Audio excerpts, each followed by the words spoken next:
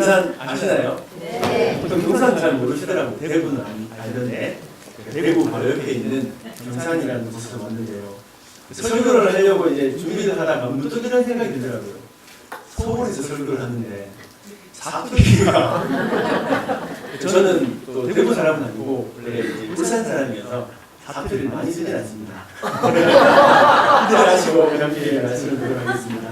오늘 이 말씀을 통해서 헌신하시는 분들과 함께 예배하는 모든 분들이 하나님께 온전한 믿음과 헌신을 다짐할 수 있는 귀한 시간이 되기를 예수님으로 축복합니다.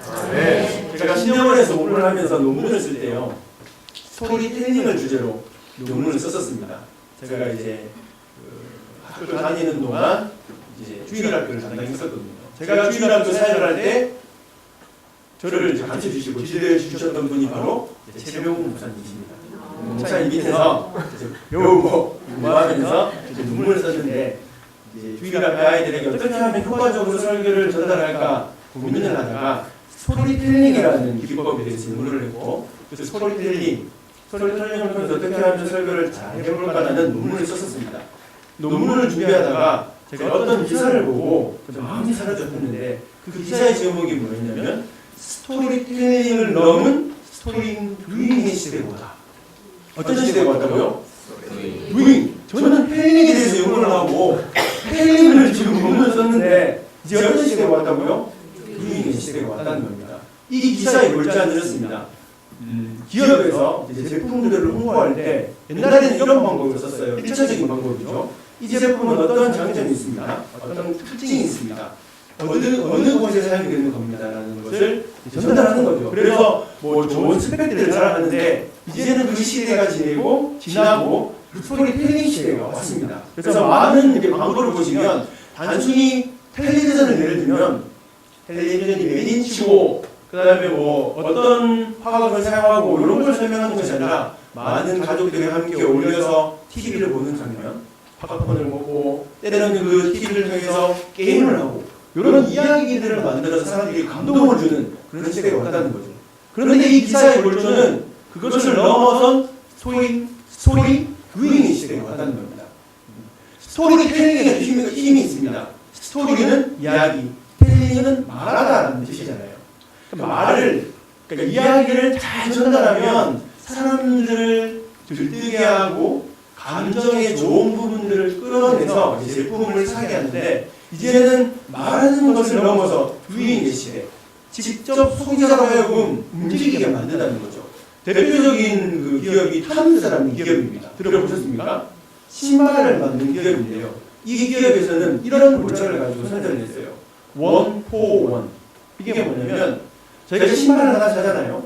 그러면 이 기업에서 어떤 일을 하냐면 똑같은 신발을 제3국의 아이들, 신발을 신지 못한 아이들에게 똑같은 신발 하나 전달해 주는 겁니다. 그러면 내가 단순히 신발 하나 사는 것 그거 하나로 어떻게 하는 거예요? 아이들 도와주는 도잉, 행동을 하게 되는 겁니다.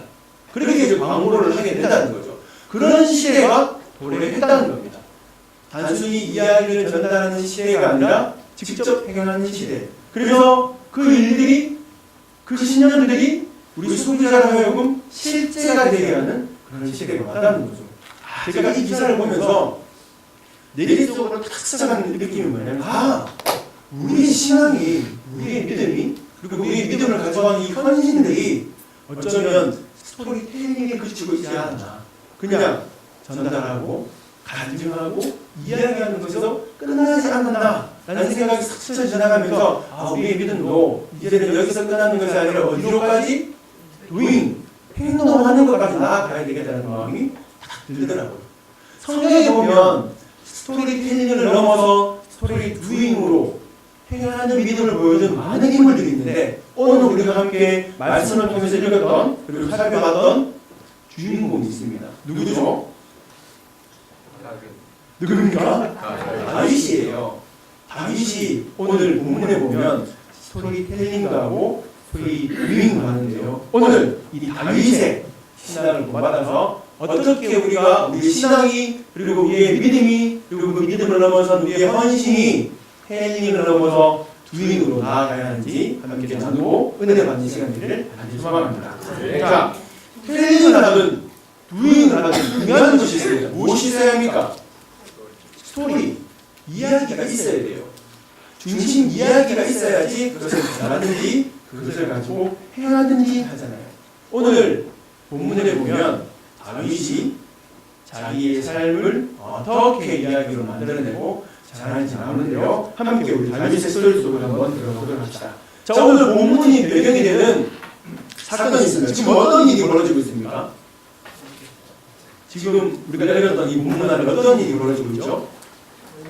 전쟁 중이에요. 지금 전장입니다. 전장. 이 전장에 한 인물이 등장합니다. 어떤 인물이냐면 골리앗이라는 인물이죠. 우리가 너무나 잘 알고 있는 장수입니다. 키가 2m가 넘어요. 그가 가지고 있던 창과 방패와 칼은 사람들을 벌벌 떨게 할 만큼 무시무시한 것이었습니다. 엄청난 스펙을 가지고 있는 사람이죠. 그 스펙을 가지고 사람들을 벌벌 떨게 했습니다.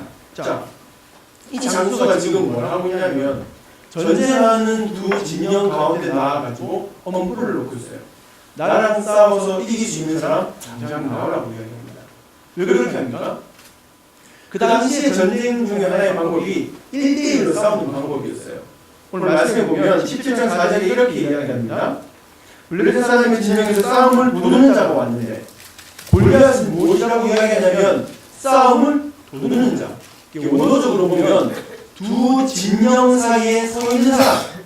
그러니까 대표가 나와서 1대1로 싸우는 사람이 누구냐면 골리앗이에요. 그러면 이 골리앗이 나왔으면 반대편 진영인 이스라엘에서 사람이 나와야 됩니까? 안 나와야 됩니까? 나와야 되는데 지금 나가고 있습니까? 나가지 못하고 있습니까? 나가지 못하고 있죠. 어떤 마음이 그들에게 있었냐면 우리 한번 말씀을 찾아볼까요? 17장 11절 말씀입니다. 17장 11절 말씀을 여러분이 한번 읽어주시겠습니까? 시작. 사울과 온 이스라엘이 블레셋 사람의 이 말을 듣고 놀라 크게 두려워합니다. 어떻게 됐다고요? 두려워하고 있어요. 골리앗이 자신만만하게 엄포를 놓고 있는 만큼 이스라엘 백성과 그리고 왕은 어떻게 하고 있습니까? 두려움에 벌벌 떨고 놀란 가슴을 가지고 지금 숨어 있는 모습을 우리가 볼 수 있습니다. 비단 이 모습이 이스라엘 그리고 이스라엘 군사들의 모습일까요? 우리의 모습은 아닙니까? 세상의 여러 문제들 앞에 그리고 세상의 모든 아픔들 앞에 그리고 내 앞에 있는 거대한 골리앗과 같은 그런 문제 앞에 벌벌 떨고 있는 모습, 오늘 만날 수 있는 모습이 우리의 모습은 아닙니까? 다시 한번 우리의 모습을 돌아보시면서 어떻게 이 모습을 해결해야 할지 말씀 속에서 함께 은혜 나누도록 합시다. 자, 당시에 이스라엘 왕이 누구였습니까? 누구였습니까? 사울 왕이었어요. 사울 왕. 사울 왕은 전쟁을 잘했을까요? 못했을까요? 어렵습니까? 사울 왕이었어요. 하나님께서 세우신 초대 왕이었다고요. 많은 전투에서 승승장구하고 여기까지 왔어요. 그런데 지금 사울이 골리앗 앞에 나가지 못하고 있습니다. 성경은 이 사울을 아주 크게 묘사해요. 얼굴도 잘생겼고 사람들보다 어깨 위에 머리가 있고 골리앗만큼 좋은 스킬을 가진 사람이 사울이었는데 사울이 지금 당당히 그 골리앗 앞에 나갑니까? 나가지 못합니까? 나가지 못하고 있는 거죠. 왜냐하면 단순히 이 전쟁은 그냥 나라와 나라 사이의 전쟁이 아니거든요. 아주 중요한 문제가 이 전투 안에 숨겨져 있는데 왜 어떤 문제가 이 안에 숨겨져 있냐면 17장 4절 말씀 한번 같이 보실래요? 사무엘상 17장 4절에 보면 한번 봅시다. 17장 4절 봅니다. 시작. 블레셋 사람들의 진영에서 싸움을 도두는 자가 왔는데 그의 이름을 보리하시오 가드사람이라 그의 이름에서 그에게 자, 골리앗이 어디 출신이에요? 가드 사람이에요. 가드 사람. 이 가드는 블레셋 주요 도시 중에 한 곳인데 이 도시가 어떤 배경을 가지고 있는지 우리가 다시 요수아서를 한번 봐야 되는데 요수아서에서는 어떤 일들이 일어납니까? 하나님께서 이스라엘 백성들에게 가나안을 정복하고 가나안에 들어가서 가나안에 있는 모든 사람들을 어떻게 하라고 하죠? 몰아내라고 합니다. 죽이라고 합니다. 남겨두지 말라 그래요. 왜 하나님께서 그런 명령을 하십니까? 그 사람들이 싫어서요? 아니에요. 이 가나안 땅에서 이제 누가 살아야 되죠? 이스라엘 백성들이 살아야 돼요. 하나님 말씀에 순종하고 하나님을 예배하고 하나님을 찬양해야 할 사람들이 살아야 하는데 그곳에 다른 우상을 섬기고 다른 문화를 가지고 그들이 있다면 어떻게 될까요? 영면을 받는 거죠. 그래서 하나님께서는 이미 가나안 땅에 살고 있는 그 가나안 족속들을 어떻게 하라고요? 다 몰아내버리라고 이야기합니다. 그런데 이스라엘 백성들이 그 말씀 다 순종했을까요? 아니요. 자, 우리 여호수아서 한번 찾아볼까요? 여호수아서 11장입니다.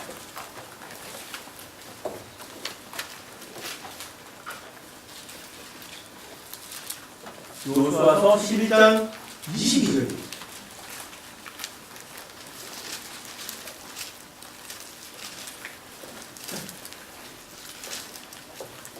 함께 읽어봅시다. 시작. 이스라엘 자손의 땅에는 가나안 사람이 하나도 남지 않았고 가사와 가드와 이스라엘 자손의 땅에는 가나안 사람이 남지 않았는데 지금 어디 남아 있어요? 가사와 가드와 골리앗이 어디 살면을 그랬어요? 가드. 지금 가드에 누가 남아 있다고요? 어떤 자손이 남아 있어요? 아낙 자손. 나머지 곳에 살고 있는 아낙 자손 다 몰아냈는데 지금 가사와 가드와 아스돗에는 누가 남아 있어요? 아낙 자손. 이 아낙 자손이 어떤 자손들입니까? 거인이죠. 이스라엘 백성들이 하나님 말씀을 듣고 가나안을 정탐했을 때 이 아낙 자손을 보고 이스라엘 정탐꾼들이 어떻게 했습니까? 두려워 떨었잖아요. 그런데 지금 이스라엘 백성들이 전쟁을 치르고 거의 다 몰아냈어요. 그런데 지금 왜 가사와 가드와 아스돗에 이 아낙 자손을 몰아내지 않았을까요? 전쟁이 이제 말미입니다. 전쟁이 끝이 왔어요. 점점 어떻게 되는 거예요? 힘이 빠지잖아요. 여기 이 정도는 남겨줘도 괜찮겠지. 이 정도는 우리에게 아무런 영향력이 없겠지. 힘의 효용성, 그들의 가치의 효용성을 가지고 하나님 말씀에 순종하는 것이 아니라 누구의 뜻대로? 자신들의 뜻대로 이 도시들을 남겨둔 거예요. 그런데 그 도시에 있던 아낙 자손 누가 일어납니까? 골리앗이 일어나서 지금 누구를 벌벌 떨게 만들죠? 이스라엘 백성들 그리고 사울 왕을 점점 그리고 두렵게 만드는 것이잖아요. 깨진 유리창의 법칙이라고 들어보셨습니까? 깨진 유리창의 법칙이라는 게 뭐냐면 어떤 이제 사역자가 실험을 했어요. 어떤 실험을 했냐면 그 미국의 할렘가에 똑같은 자동차 두 대를 세워뒀어요. 본넷을 열어놓고 두 차나 한 차에는 어떤 일을 했냐면 유리창 하나에 작은 그림이 가게 만들어 놓습니다. 그리고 다른 한 차에는 아무런 그런 이렇게 깨지지 않고 온전한 모습을 세워두는 거죠. 그런데 이 유리창 조그만 흠집이 난 차에는 어떤 일을 하냐면 조금 시간이 지나니까 바퀴가 떼어지고 일주일이 지나니까 엔진을 뽑아버리고 차가 엉망진창이 된 거예요. 그런데 유리창이 깨끗했던 겉모습이 깨끗했던 이 차는 본넷을 열어놨지만 아무런 일이 일어나지 않았습니다. 이것을 가지고 깨진 유리창의 법칙이라고 해요. 작은 흠집 하나 때문에 어떻게 된 거예요? 그 차가 엉망진창이 되어버렸어요. 오늘 이스라엘의 모습입니다. 자기 힘의 효용성으로 작은 부분 하나를 남겨뒀는데 그것이 영적으로 큰 문제가 되어서 지금 이스라엘을 뭐하고 있습니까? 위협하고 있는 거죠. 왜 이런 깨진 유리창의 법칙 같은 일들이 남아있을지 모르겠습니다. 내 안에 있는 죄성들 이 정도는 괜찮겠지. 하나님 이 정도는 용서해 주실 거야. 우리 교회 이런 문제 이 정도는 괜찮아 라고 남겨둔 문제들이 언젠가는 점점 커져서 우리를 두렵게 하고 벌벌 떨게 할지도 모르겠습니다. 그리고 우리가 행하는 믿음으로 나아가는 데 걸림돌이 될지도 모르겠습니다. 그런 것이 여러분 안에 있다면 모든 것들을 제해버리고 언제든지 하나님께 순종하며 헌신할 수 있는 여러분들에게 간절히 소망합니다. 자, 골리앗이라는 이 거대한 두려움, 이 거대한 문제를 해결할 능력이 사울에게 있어 보입니까? 없어 보입니까? 질문했습니다. 사울에게 능력이 있어 보여요? 없어 보여요? 없어 보여요. 다른 군사들과 마찬가지로 지금 사울도 뭐하고 있죠? 벌벌 떨고 있어요. 왜냐하면 이미 하나님의 영이 사울에게서부터 어떻게 됐을까요? 떠나셨어요. 하나님께서 이름 부분 왕이지만 그 사울이 하나님께 순종하지 않고 하나님께 헌신하지 않고 자기의 뜻대로 자기의 마음대로 제사 드리고 자기의 방법으로 전쟁을 하자 하나님의 영이 그에게서 어떻게 합니까? 떠나버리니까 이 전쟁에서 이길 지혜와 능력이 그에게 있습니까? 없습니까? 없는 거죠. 그래서 그는 선뜻 전쟁에 나가지 못하고 제안을 합니다. 이 전쟁에 나가서 싸울 사람이 있다면 내가 많은 재산을 줄 것이고 내 딸도 주겠다. 당당히 나가는 사람이 있을까요? 없을까요? 없죠. 부귀와 영화가 있는들 자기가 죽으면 아무 소용이 없잖아요. 그 장수를 이길 수 있는 힘과 용기가 이스라엘에는 없어 보입니다. 그런데 이 전장에 혜성같이 등장한 사람이 있죠. 누굽니까? 아울요. 다윗이 등장해요. 다윗이 어떤 사람입니까? 신생 장수예요? 군사입니까? 아니잖아요. 뭐 하는 사람이었어요? 양치는 목동이었어요. 그런데 그거 왜 지금 여기 있죠?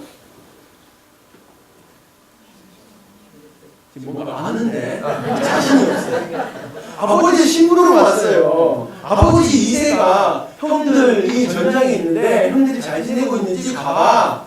도시락을 싸줘서 보냈단 말이에요. 그래서 도시락을 들고 찔레찔레 전장에 왔는데 지금 어떤 일이 벌어나는 거예요? 골리앗이 누구를 욕하고 있어요? 누구를 욕하고 있어요? 하나님을 욕하고 있는 거예요. 만군의 여호와 하나님의 이름을 욕하고 그 이름을 욕되게 하니까 마음속에 뭐가 생깁니까? 의문이 생긴 거예요. 어떻게 하나님의 이름을 저렇게 망령되게 일컬을 수 있어? 누가 하나님이 우리 하나님의 이름을 함부로 말할 수 있어? 라고 지금 마음속에 분이 막 올라오는 거잖아요. 그래서 그가 뭐라고 합니까? 제가 싸울게요. 제가 나갈게요. 내가 이길 수 있습니다. 라고 하는데 형들의 반응이 어떻습니까? 형들. 너 여기 왜 왔어? 여기 왜 왔니? 여기는 놀이터가 아니야. 네가 올 곳이 아니라고. 형들이 다윗을 꾸짖습니다. 이미 다윗은 기름 부음 받았어요. 형들 앞에서. 그런데 형들은 그 기름 부음 받은 바 하나님의 성령의 일하심이 어떤 것인지를 알았을까요? 몰랐을까요? 몰랐어요. 하지만 하나님은 그를 통해서 일하실 준비를 합니다. 다윗 제 이야기, 내가 나가 싸우겠습니다 한 이 이야기를 누군가 들었어요. 그래서 어떻게 합니까? 사울 왕에게 전달하죠. 사울 왕이 누구를 부릅니까? 다윗을 불러요. 다윗을 불러서 이야기를 하는데 어떻게 하냐면 우리 말씀을 다시 한번 볼까요? 31절에 보니까 사울이 다윗을 불렀어요. 그런데 32절에 보세요. 누가 먼저 말을 꺼내나요? 누가 먼저 말을 꺼내요? 다윗이 말을 꺼내요. 생각을 한번 해보세요. 우리가 대통령의 초대를 받았어요. 그러면 우리가 먼저 말을 꺼냅니까? 대통령이 먼저 말을 꺼낼까요? 우리가 불러줘서 고맙습니다. 제가 뭘 할게요. 이렇게 하는 게 아니라 먼저 높은 사람이 말을 꺼내는 거잖아요. 그런데 왜 다윗이 먼저 말을 꺼낼까요? 내가 싸우고 있습니다. 말도 안 했는데. 이미 성경 기자는 사울보다 누가 더 높다는 것을 다윗이 더 높아질 거라는 것을 우리에게 보여주는 것 같아요. 제 생각입니다. 이렇게 다윗이 먼저 이야기를 꺼내고 자신의 할 일을 말합니다. 그리고 당당하게 제가 어떻게 해요? 저 골리앗과 싸워서 이기겠습니다. 싸울 수 있습니다. 라고 이야기하는 거죠. 그런데 사울이 보니까 어떨까요? 말도 안 되는 소리죠. 아직 군사라고 하기에는 이른 아이예요. 목동이에요. 그런데 그가 지금 싸우겠다고 하는 거예요. 말도 안 되는 소리를 하니까 사울이 뭐라고 합니까? 너는 아직 어리고 군인으로 세워지기는, 그리고 나가 싸우기는 너무 일러. 그리고 골리앗은 못해 싸운 분인데 네가 어떻게 저 사람과 가서 싸워서 이길래? 너무나 부족해 보이는 거죠. 이 사울이 보기에는 넘치는 골리앗이고 부족한 다윗이에요. 계속 사울은 하나님이 하시는 일, 영적인 것에는 눈을 뜨지 못하고 어떤 것만 봅니까? 육적인 것, 그리고 힘의 논리에 의해서 모든 것을 판단하고 있습니다. 그런데도 다윗은 지금 어떻게 하는 거예요? 나가서 싸우겠다고 이야기합니다. 자, 이제 여기서부터 본격적인 다윗의 스토리가 시작됩니다. 다윗의 이야기. 다윗이 어떤 이야기를 하는지 말씀을 통해서 한번 보죠. 34절, 35절을 함께 읽어봅시다. 다윗의 스토리, 본격적인 다윗의 스토리텔링이 시작됩니다. 자, 34절, 35절 봅니다. 시작.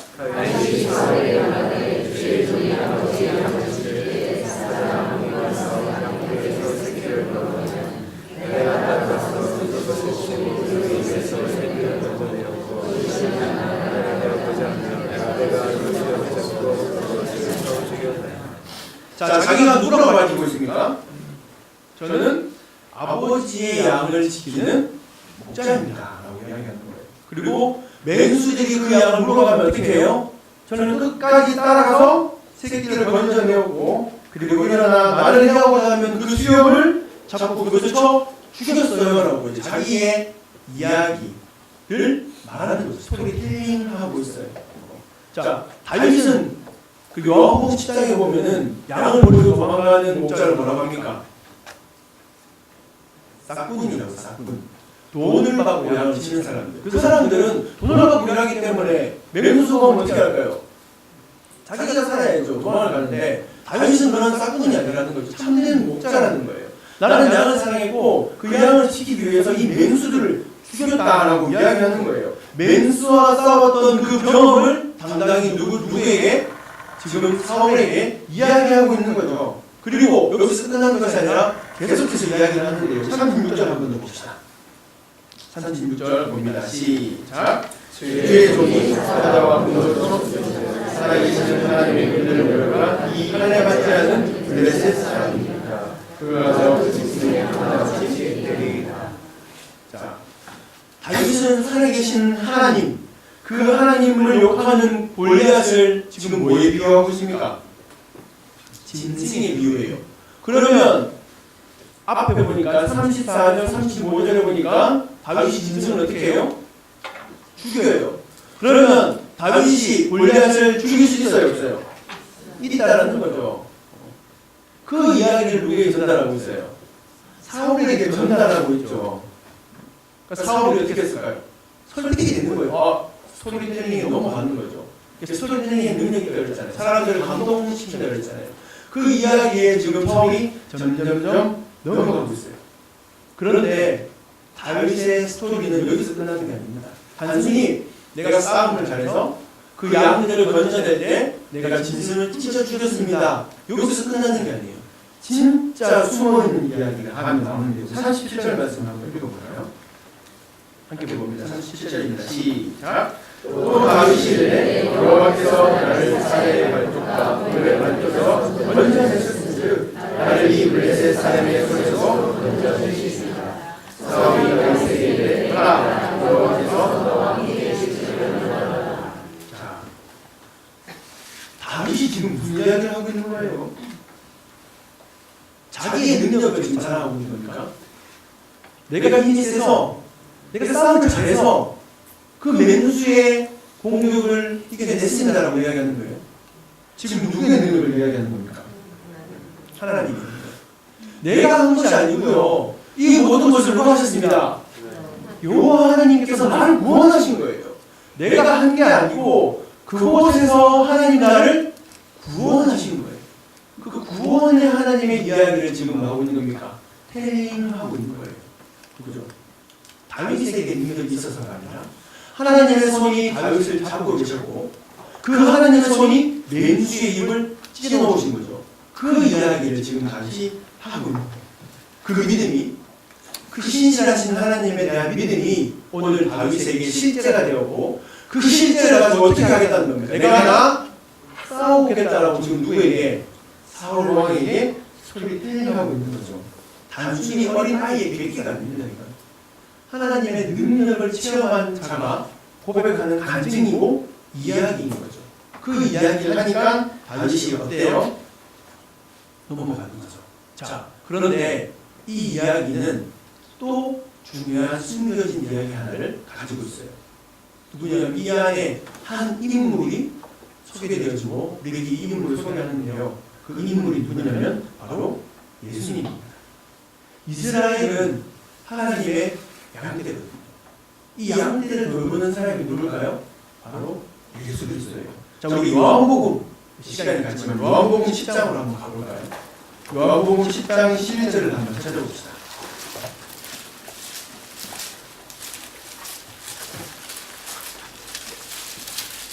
신약 성경 요한복음 10장 11절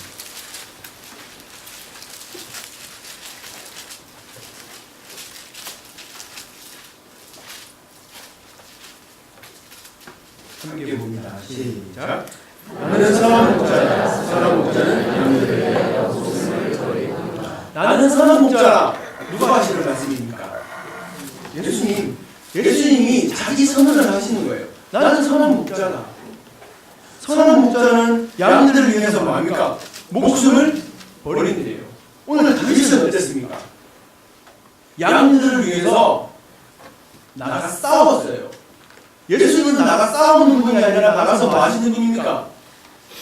죽으시는 분이에요. 누구를 위해서? 우리를 위해서. 아니, 나를 위해서. 나를 위해서 죽으시는 분이 바로 누구라는 것을? 예수님이라는 것을 오늘 이 다윗의 이야기를 통해서 우리에게 보여주고 있습니다. 그렇다면 예수 그리스도의 그 십자가, 예수 그리스도의 죽으심, 그 예수 그리스도의 죽으심을 통해서 구원받는 우리의 하나의 이야기가 우리 안에 생긴 거죠. 이 다윗의 이야기는 단순히 다윗만 가진 이야기가 아니고 누가 가진 이야기입니까? 바로 우리가 가진 이야기예요. 저희의 이야기고 여러분의 이야기가 되는 겁니다. 저의 스토리이고 여러분의 스토리가 되는 겁니다. 우리는 이것을 마음껏 텔링하는 거죠. 스토리텔링. 그렇게 복음을 전하는 거잖아요. 다윗이 지금 그런 스토리텔링을 하고 있습니다. 자, 다윗의 멋진 이 스토리텔링 덕분에 사울이 감동을 받았고 허락을 합니다. 그래서 이렇게 이야기해요. 가서 여호와께서 너와 가라. 여호와께서 너와 함께 하시기를 원하노라라고 하고 보내주는데 그런데 사울의 모습을 한번 더 보세요. 사울의 모습. 자, 우리 사울이 38절 모습. 38절. 다시 사무엘상 17장으로 오셔서 38절을 이렇게 이야기합니다. 제가 읽어드릴게요. 이에 사울이 자기 군복을 다윗에게 입히고 노투구를 그의 머리에 씌우고 또 그에게 갑옷을 입히네. 지금 어떻게 하고 있죠? 다윗은 하나님의 능력으로 나가 싸우겠다고 하는데 사울은 뭘 합니까? 또 다른 스펙을 이렇게 올려주는 거예요. 야, 이거 쓰고 가야지. 무기 두고 가야지. 갑옷 입고 가야지. 근데 다윗이 입어보니까 어때요? 익숙하지 않아요. 자기에게 어울리지 않는 겁니다. 그러니까 어떻게 해요? 벌써 초고 가는 거예요. 그런데 이 모습, 사울과 같은 모습, 누구의 모습입니까? 우리의 모습이잖아요. 하나님 기도하면 하나님께서 선하게 인도해 주세요. 하나님이 내 삶을 붙들어 주시고 하나님의 손으로 내 삶을 오르만져 주세요. 주님이 가라시면 제가 순종하고 가겠습니다. 기도해놓고 막상 달려가면 어떻게 해요? 하나님 이것도 있어야 되고요. 저것도 있어야 되고요. 이것도 없고요. 저것도 없어요.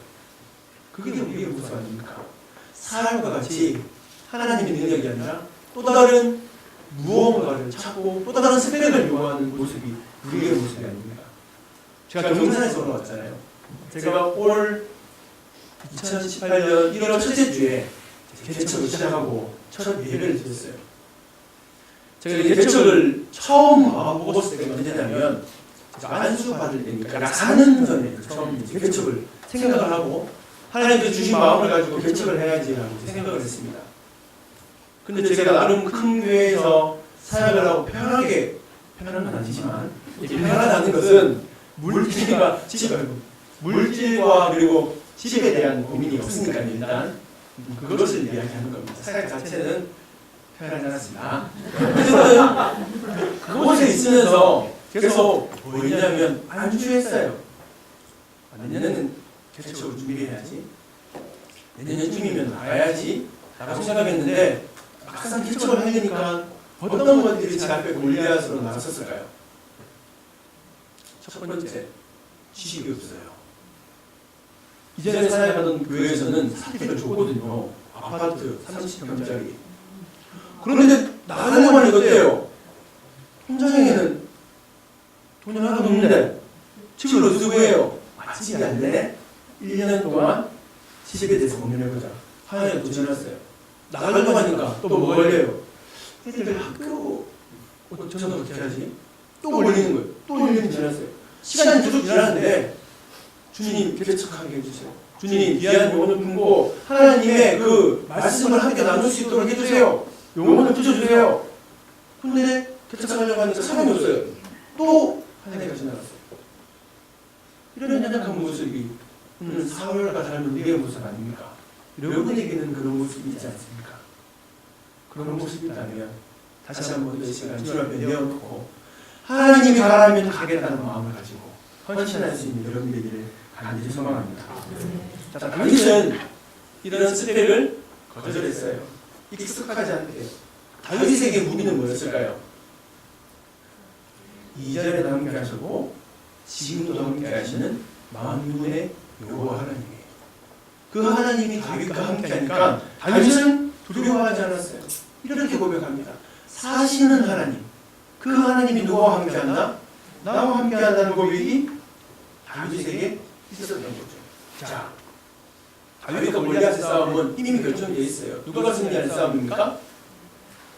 다윗이 승리해요. 왜냐하면 다윗과 골리앗의 싸움은 다윗과 골리앗의 싸움이 아니라 하나님과 골리앗의 싸움이거든요.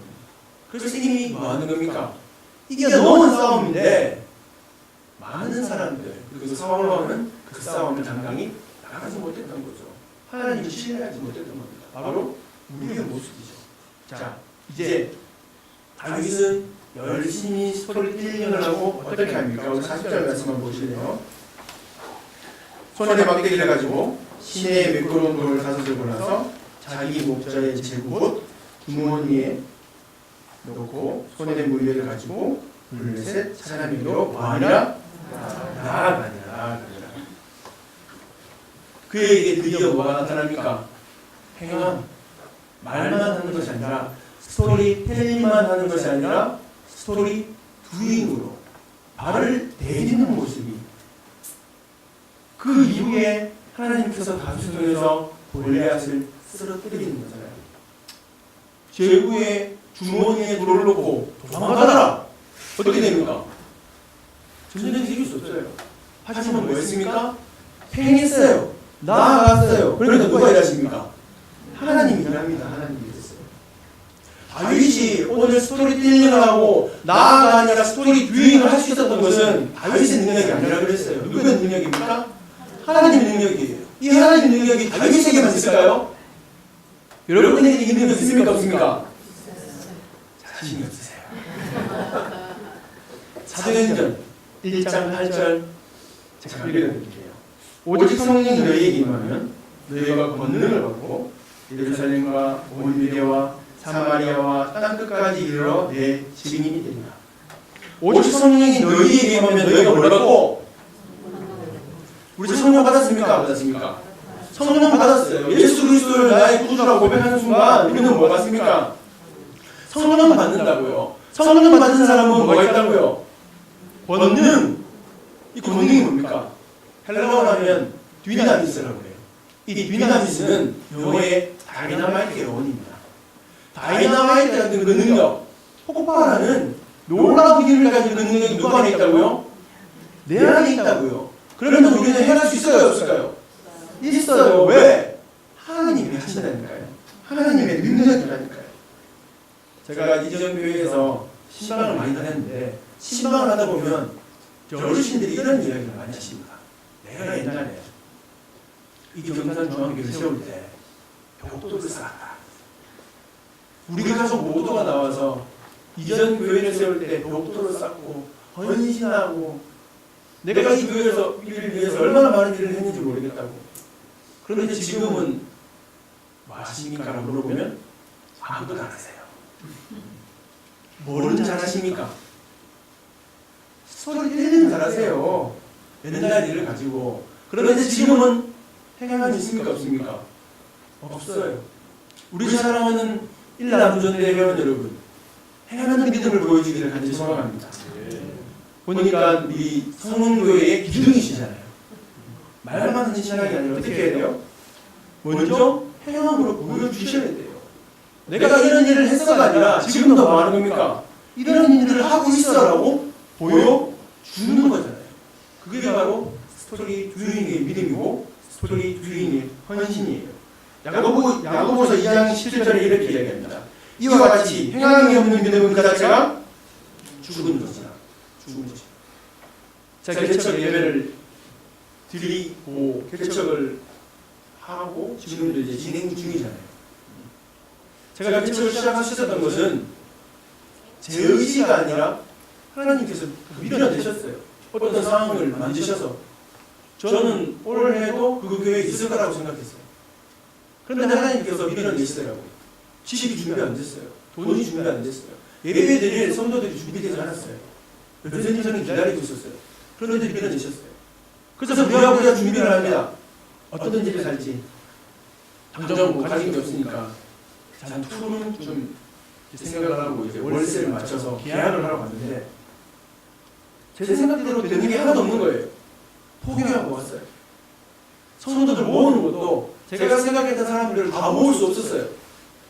재정적인 문제도 제가 생각했던 방법으로는 다 잘 될 거라고 생각했는데 다 부르셔놨어요. 그런데 하나님이 하셨어요. 지금 저는 아파트에 삽니다. 할렐루야. 아내가 가장 큰 소망이 뭐냐면 아파트 사는 거였어요. 다시는 오늘 가지 말자. 오늘은 고생을 많이 해가지고. 그런데 하나님께서 주셨어요.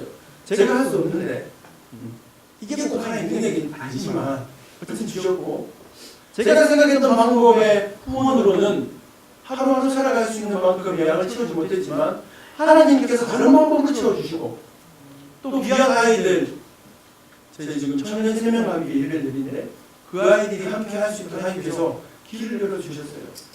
그런데 이것을 할 수 있었던 이유가 뭡니까?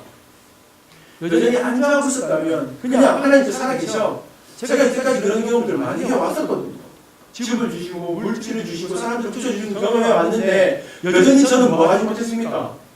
두잉 못했어요. 발을 내딛지 못했다고요. 이 결정이라는 것의 두려움 때문에 이 골리앗, 거대한 골리앗 때문에 맞서 나가지 못했어요. 그런데 하나님을 의지하고 발을 떼니까 어떻게 됩니까? 하나님이 일하시는 거예요. 제 방법이 아니라 누구의 방법대로? 하나님의 방법대로. 앞으로 어떤 시련이 닥치지 못했어요. 지금은 집이 있고 하루하루 살아갈 때거리가 있어서 하나님 감사합니다라고 하지만 앞으로 제약이 2년인데 내년에 그 다음에 어디 가야 될지도 몰라요. 당장 다음 달에 후원이 끊길 수 있어요. 저는. 하지만 어떻습니까? 가야죠. 누가 하십니까? 하나님이 하시니까. 그게 뭡니까? 믿음이에요. 신뢰하는 것. 비록 실패할 수 있어도 하나님이 하시면 됩니다. 다윗이 나가 싸워 질 수도 있어도 나가니까 어떻게 하는 거예요? 이기는 거예요. 그런 믿음 가진 여러분 되시길 간절히 소망합니다.